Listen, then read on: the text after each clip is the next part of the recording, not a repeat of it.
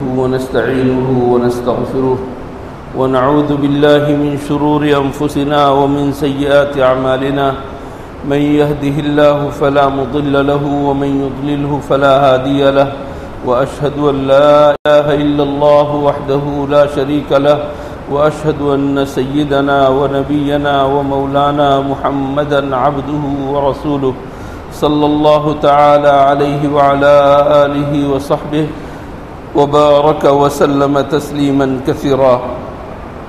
أما بعد، فعن الزبير بن العوام قال قال رسول الله صلى الله عليه وسلم: لأن يأخذ أحدكم حبله فيأتي بحزمة حطب على ظهره فيبيعها فيكف الله بها وجهه خير له من أن يسأل الناس أعطوه أو منعوه. حضرت زبیر بن العوام رضی اللہ تعالیٰ عنہ سے روایت ہے کہ رسول اللہ صلی اللہ علیہ وسلم نے ارشاد فرمایا: تم میں سے کوئی شخص اپنی رسی اپنے ہاتھ میں لے اور جائے جنگل میں اور وہاں جا کر کوئی لکڑی کا گٹھا لے کر آئے اپنی پیٹھ پر لاد کر اور اسے پھر بیچے. اس کے ذریعے اللہ جل شانہ اس کے چہرے کو بچا لے، لوگوں کے سامنے ذلیل کرنے سے بچا لے، تو یہ بہتر ہے اس بات سے کہ لوگوں سے مانگتا پھرے، معلوم نہیں کہ لوگ دیں یا نہ دیں. حضور اکرم صلی اللہ علیہ وسلم نے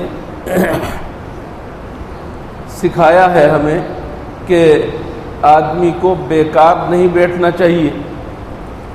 یہ سوچ کر سستی کر کے بیٹھ جائے کہ میرے پاس تو کوئی ذریعہ آمدن نہیں ہے، لہٰذا میں لوگوں سے مانگتا پھروں گا، لوگ میری مجبوری کو دیکھتے ہوئے مجھے دیں گے. اب لوگوں کے در در جائے گا تو لوگ کوئی دھتکار دے گا اور کوئی 2 پیسے دے دے گا. دونوں کا نتیجہ یہ ہوگا کہ اس کے چہرے پر ذلت کا نشان ثبت ہو کر رہ جائے گا. حضور اکرم صلی اللہ علیہ وسلم نے فرمایا کہ قیامت کے دن وہ اللہ کے سامنے اس طرح آئے کہ اس کے چہرے پر ذلت کا نشان ہو.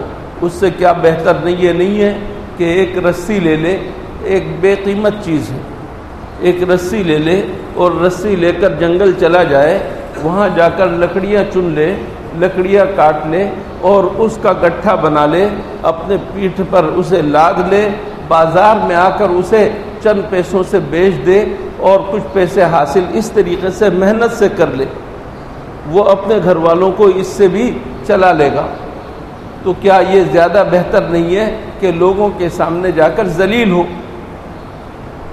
کام کا طریقہ بتایا حضور اکرم صلی اللہ علیہ وسلم نے.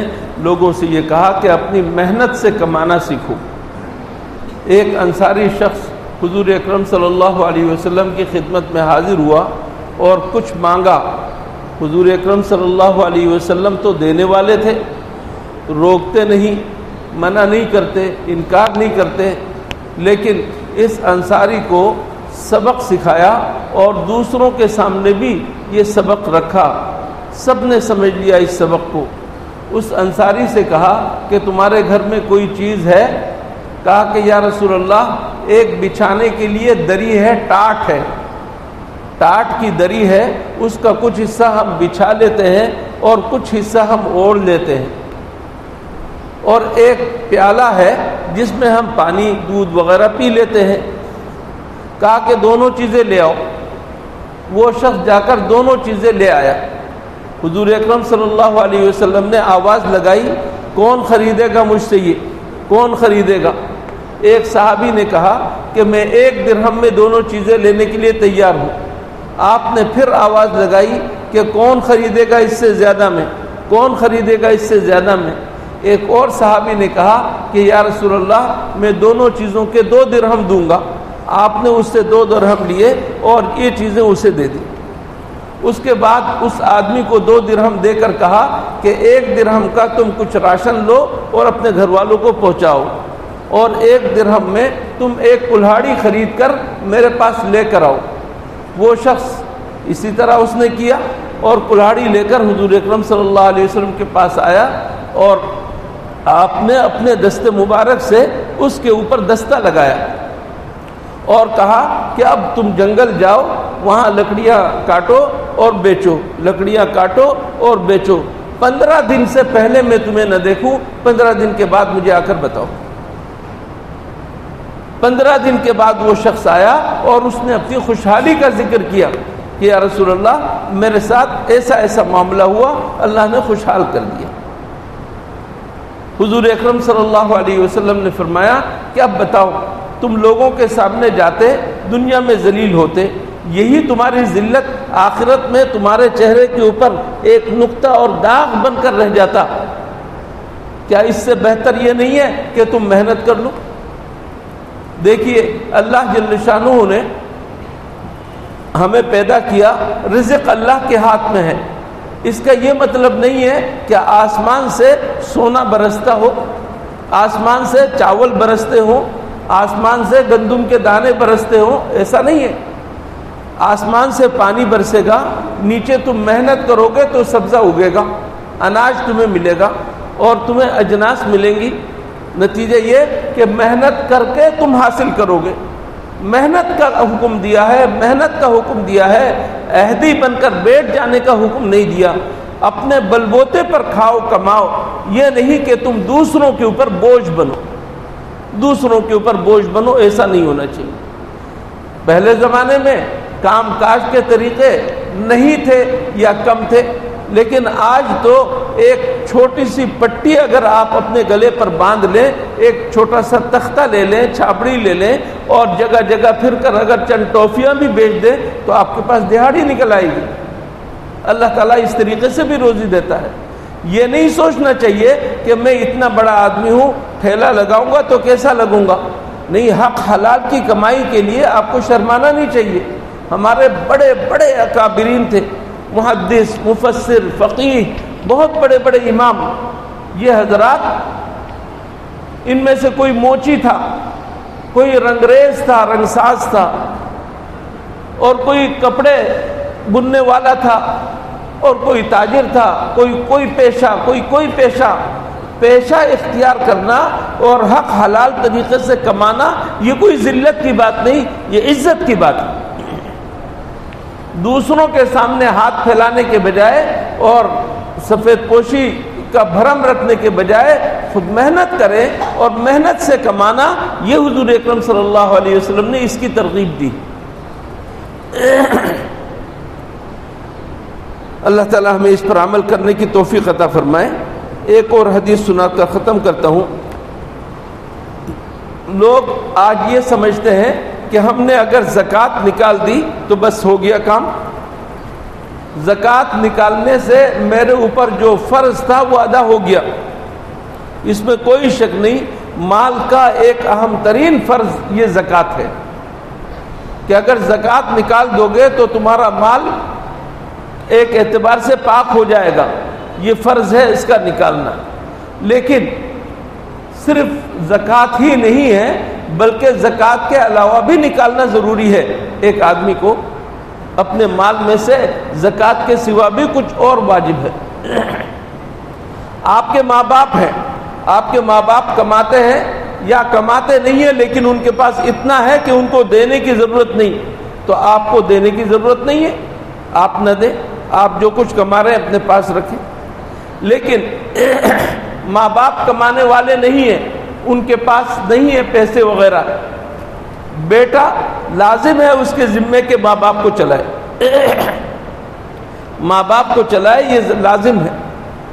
زکوٰۃ سے نہیں، زکوٰۃ تو ماں باپ کے اوپر لگتی ہی نہیں۔ اولاد ہے آپ کی اولاد ہے، بالغ اگر ہے تو آپ کے ذمے تو نہیں ہے، لیکن نابالغ اگر ہے تو ان کا ذمہ آپ کے اوپر ہے۔ اور جو بالغ ہے لیکن مجبور ہے، اپاہج ہے، یا یہ کہ کوئی معذوری ہے یا ویسے ہی غربت ہے، فاقہ کشی ہے، تو ایسی صورت میں آپ اپنی اولاد کو دیں گے۔ صرف یہی نہیں بلکہ آپ کے پڑوس میں فاقہ کشی ہو رہی ہے، آپ کے پڑوس میں یتیم ہے، بیوہ ہے، مسکین ہے، چاہے آپ نے زکوٰۃ ادا کر دی ہو، آپ یہ نہیں کہہ سکتے میں زکوٰۃ بھی ادا کر چکا ہوں، فطرہ بھی دے چکا ہوں، میرے پاس اور دینے کے لیے نہیں ہے، ایسا نہیں۔ اللہ نے آپ کو وسعت دی ہے، آپ کے ذمہ لازم ہے کہ اس کی فاقہ کشی ختم کریں۔ اس کو حضور اکرم صلی اللہ علیہ وسلم نے بیان فرمایا۔ حضرت فاطمہ بنت قیس رضی اللہ تعالیٰ عنہ فرماتی ہے کہ رسول اللہ صلی اللہ علیہ وسلم نے ارشاد فرمایا، ان فی المال لحقا سوى الزکاۃ، کہ مال کے اندر کچھ اور حقوق بھی ہیں زکوٰۃ کے علاوہ، زکوٰۃ کے علاوہ کچھ اور حقوق بھی ہیں مال پر، ان حقوق کا ادا کرنا ضروری ہے۔ اور دلیل کے طور پر حضور اکرم صلی اللہ علیہ وسلم نے قرآن کریم کی آیت تلاوت فرمائی، لیس البر ان تولوا وجوہکم قبل المشرق والمغرب، نیکی صرف یہ نہیں ہے کہ قبلے کی طرف تم رخ کر لو، مشرق ہو یا مغرب ہو، قبلے کی طرف تم رخ کر لو، صرف نیکی کا کام یہ نہیں ہے، صرف یہ نہیں ہے کہ آپ مسجد میں بیٹھ گئے تسبیح پڑھنے لگے، نیکی صرف یہ نہیں ہے، وَلَكِنَّ الْبِرَّ مَنْ آمَنَ بِاللَّهِ وَالْيَوْمِ الْآخِرِ وَالْمَلَائِكَةِ وَالْكِتَابِ وَالنَّبِيِّينَ۔ ایمان لانا ضروری ہے، نیکیوں میں سب سے اہم ترین چیز تو یہ ہے۔ ایمان کے بعد فرمایا وَآتَ الْمَالَ عَلَى حُبِّهِ ذَوِي الْقُرْبَى، مال کی محبت دل میں بہت ہے، اس کے باوجود اپنے رشتہ داروں کو وہ دے، یہ نیکی ہے۔ ذوی القربہ، رشتہ داروں میں جو ضرورت مند ہیں ان کو دے۔ وآت المال علی حبہ ذوی القربى والیتامى والمساکین وابن السبیل والسائلین وفی الرقاب، یہ ان سب کو دینا، جتنے بھی ضرورت مند ہیں، یتیم ہیں، مسکین ہیں، مسافر ہیں، اور اسی طرح سوال کرنے والے ہیں، بے سوالی ہیں، کسی کو قید خانے سے نکالنا ہے، بیجا وہ قید خانے میں پڑا ہوا ہے، یا یہ کہ کوئی غلام ہے اس کو آزاد کرنے کی ضرورت ہے، ان سب کو آپ دیں گے، یہ سب تمہارے اوپر حق ہے۔ یہ نہیں سمجھنا چاہیے کہ میں نے زکوٰۃ ادا کر دی کافی ہے، میں نے فطرہ ادا کر دیا کافی ہے۔ آپ کے گھر میں کوئی مانگنے کے لیے آتا ہے اور آپ کہتے ہیں کہ میں دے چکا ہوں، میرے پاس تو اب کچھ نہیں ہے، آپ نے دھڑلے سے اسے جواب دے دیا، تو یہ آپ کا جواب دینا باوجود ہے کہ آپ استطاعت رکھتے ہیں، تو آپ کا جواب دینا صحیح نہیں۔ آپ کو مناسب انداز اختیار کرنا چاہیے، آپ ان کو کچھ دیں اور دے کر کہیں کہ میں ویسے فرض تو ادا کر چکا ہوں، لیکن یہ کہ بہرحال یہ تھوڑے سے پیسے آپ رکھ لیں۔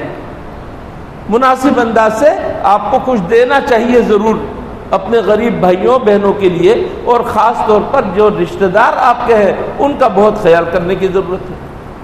ہاں، اس بات کا خیال رکھنا بھی ضروری ہے، جن لوگوں نے مانگنے کا پیشہ اختیار کر رکھا ہے، سال بھر مانگتے ہیں، راستے میں کھڑے ہو کر مانگتے ہیں، گھر گھر در در جاتے ہیں، ایسے لوگوں کو دینا صحیح بھی نہیں ہے، اور ایسے لوگوں کو خاص طور پر زکوٰۃ دینا تو انتہائی مشکوک ہے۔ ان لوگوں کے پاس بڑا لمبا چوڑا مال ہوتا ہے، بینکوں میں پڑا ہوا، لوگوں کے پاس رکھا ہوا مال ہوتا ہے، امانت کا مال لاکھوں کے اعتبار سے، ان کو اگر آپ زکوٰۃ کے پیسے دیں گے تو زکوٰۃ تو ادا ہوگی نہیں، وہ خود مالدار ہے۔ پیشہ ور قسم کے جو بھکاری ہیں ان کو دینا مناسب نہیں ہے۔ لیکن آپ کے گھر میں کوئی شخص محتاج بن کر آیا ہے، آپ ان کو زکوٰۃ نہ دیں، ویسے ہی کچھ اگر دے دیں تو کوئی حرج کی بات بھی نہیں، اور کچھ نہ کچھ دے کر اس کے بعد جو ہے اس سے جواب دینا چاہیے، یا مناسب انداز سے معذرت کرنی چاہیے، دھتکار کر نہیں، کہ گھر پر آنے والے کا بھی ایک حق ہوتا ہے۔ اللہ تعالی ہمیں ان تمام حدود کی رعایت رکھنے کی توفیق عطا فرمائے۔ وآخر دعوانا ان الحمد للہ رب العالمین۔